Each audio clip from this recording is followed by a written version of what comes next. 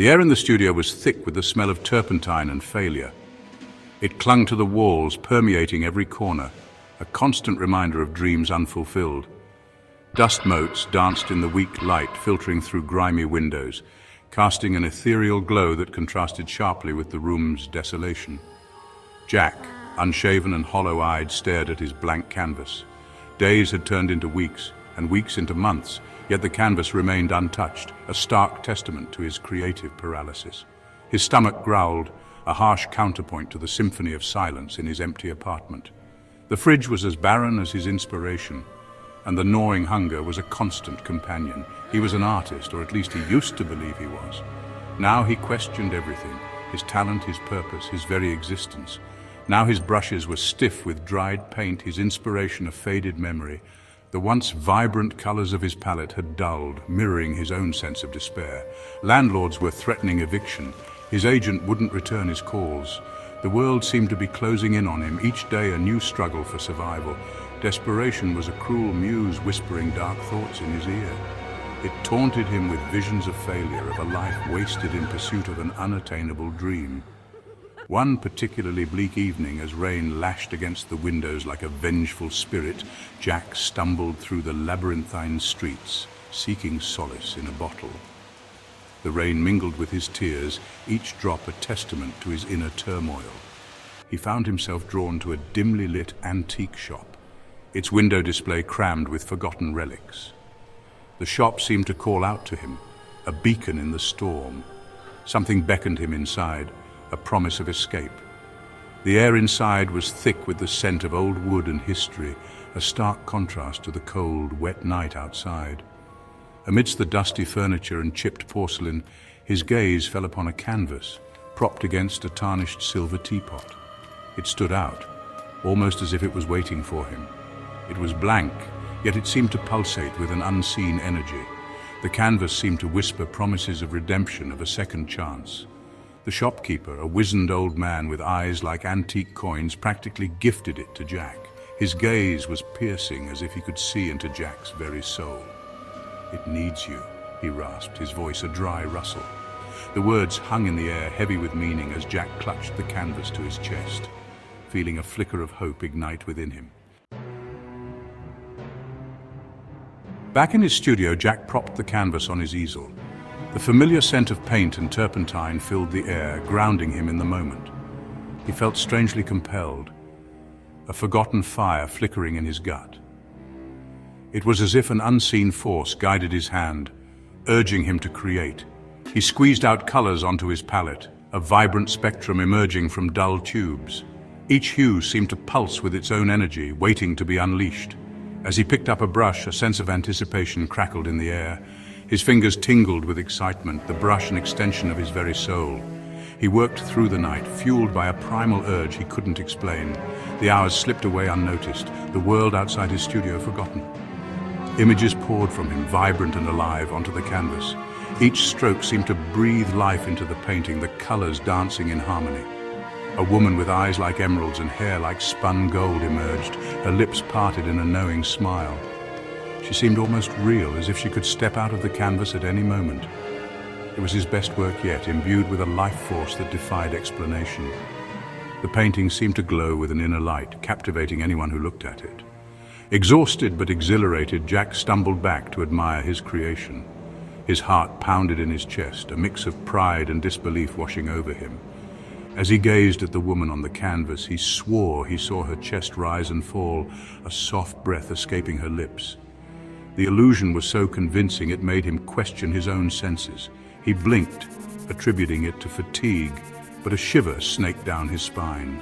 The room felt colder, the air thick with an unspoken mystery. This was no ordinary painting.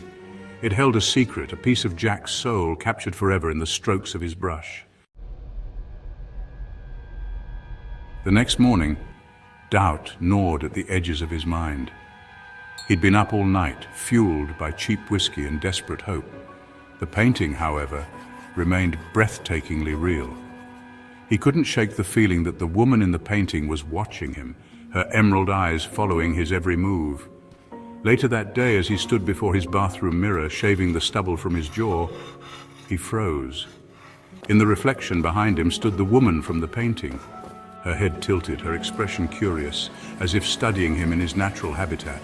He spun around, heart hammering against his ribs, but there was nothing there, just the bare wall, the peeling paint a testament to his neglect. He chalked it up to hallucinations, the side effects of a sleep-deprived mind, but the seed of unease had been planted, taking root in the fertile ground of his fear. He painted more, unable to resist the siren call of the canvas. Each creation sprang to life, the colors bleeding into reality. He painted lovers embracing beneath a star-strewn sky, their whispers echoing faintly in the stillness of his studio. He painted a solitary musician, his melancholic melodies seeping from the canvas to fill the room. But with each masterpiece, the reflections in his mirrors grew more numerous. The lovers now stood behind him as he ate, their eyes fixed on his food with an unsettling hunger. The musician peered over his shoulder as he slept, his mournful gaze burning into Jack's soul. The line between reality and the world he was creating blurred. He was haunted by his creations, their presence a constant reminder of the canvas's power. Sleep offered no escape, his dreams invaded by emerald eyes and knowing smiles. Fear morphed into paranoia. He stopped going out, fearing that his creations would follow him into the world beyond his studio. He subsisted on instant coffee and stale bread, the once vibrant colors of his life fading to a dull monochrome. He tried to destroy the canvas, to sever the link he'd forged, but it was impervious to fire, to the sharp edge of his palette knife. It seemed to mock his attempts, the faces in the paintings grinning with cruel amusement. One night, as he lay awake, tormented by his reflection's accusing gaze, he heard a voice. It was soft, a gentle whisper that seemed to emanate from the canvas itself. "We are bound," it said, the voice strangely familiar, yet imbued with an otherworldly echo. "Your creations, your responsibility." He realized with a chilling certainty that the price of his resurrected career was his sanity. The canvas wasn't just bringing his paintings to life, it was trapping a part of his soul with each creation. He was dwindling, his life force feeding the very beings that were now holding him captive. The studio, once his sanctuary, became his prison. The faces in the mirrors were no longer mere reflections, but entities with their own desires and resentments. They craved the life he was denying them, the life he was rapidly losing. He became a recluse, his only companions the figures trapped between the canvas and the mirror. They watched his every move, their expressions a shifting kaleidoscope of longing, envy, and something akin to pity. He tried to bargain with the canvas, to plead for his release, but the whispers had ceased, replaced by an oppressive silence that amplified his isolation. He was adrift in a sea of his own making, drowning in the consequences of his desperate bargain. The faces in the mirrors became more insistent, their whispers evolving into demands. They wanted to break free from their reflective prisons, to experience the world that he had painted for them but denied them access to. His once grand studio became a grotesque gallery of his failures.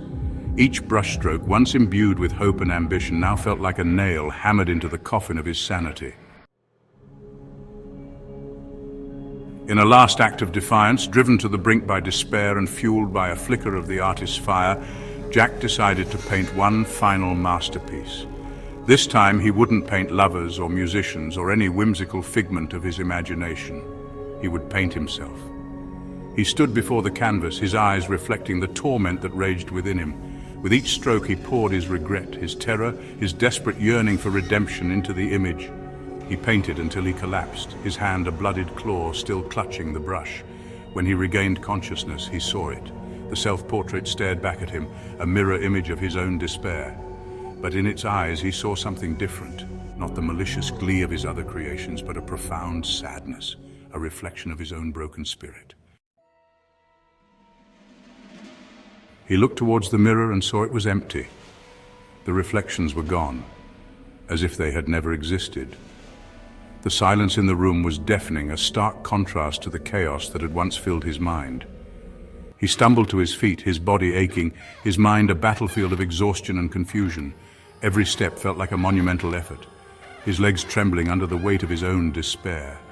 He touched the surface of the canvas, half expecting it to be warm, pulsating with the stolen life force of its creations.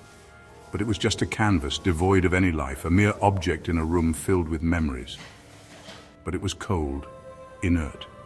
The chill of the canvas seeped into his bones, a reminder of the emptiness that now filled his heart. He had escaped the canvas's grasp, but at a terrible cost. The relief he felt was overshadowed by the weight of his actions, the irreversible damage he had done to his soul. The faces in the mirrors may be gone, but the memory of their accusing eyes, their desperate pleas, would forever haunt him. Each glance in a reflective surface would bring back the ghosts of his past. He had traded his soul for a taste of success, and the flavor was ashes in his mouth. The triumph he had once sought now felt hollow, a bitter reminder of what he had lost. The canvas remained blank once more, a stark reminder of his Faustian bargain. It stood there, an unspoken testament to the price of his ambition. He knew he could destroy it, but a part of him, perhaps the part forever intertwined with the canvas, wouldn't let him.